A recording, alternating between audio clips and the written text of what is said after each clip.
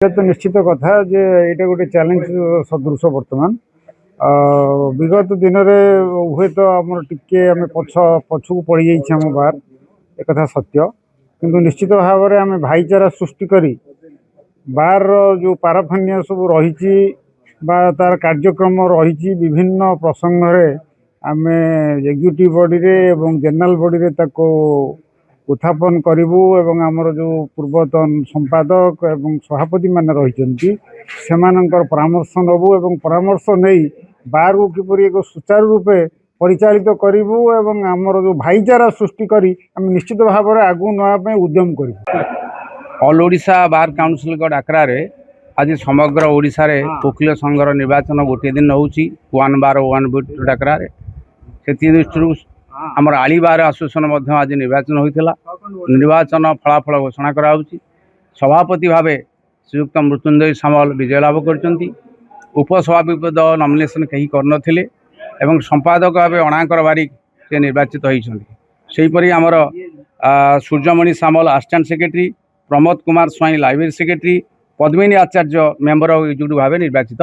होईचंती 7टा post रु 2टा post uncontested कहीं ना पकेले नहीं आउ 5टा पोस्ट ये सब विजय लाभ कर 6टे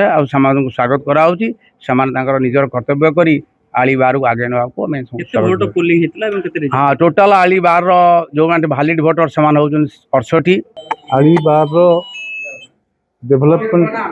आर्थिक दृष्टि बार को शक्तिशाली करवा आम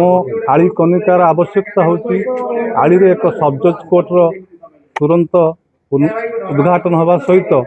फैमिली कोर्टर आवश्यकता अच्छी जो मैंने स्वामी परित्यक्ता असहाय महिला से जाऊँ केन्द्रापड़ा आम आली तार आवश्यकता अच्छी दुईटा के त्वरान्वित हो पार से उद्यम करी एवं मु एका उद्यम कले हम ना समस्त पूर्वतन सभापति संपादक वरिष्ठ सदस्य समस्त सदस्य मान को लेकिन मु वर्षे तमाम जहाँ संभव मो द्वारा हो पार आली बार को एक जीवंत बार भाव में गढ़ी तोड़ा समस्त उद्यम करी हाँ से जो कार्य बाकी रही को आमको आगू त्वरान्वित करने पड़ो हाइकोर्ट जो मैंने अच्छा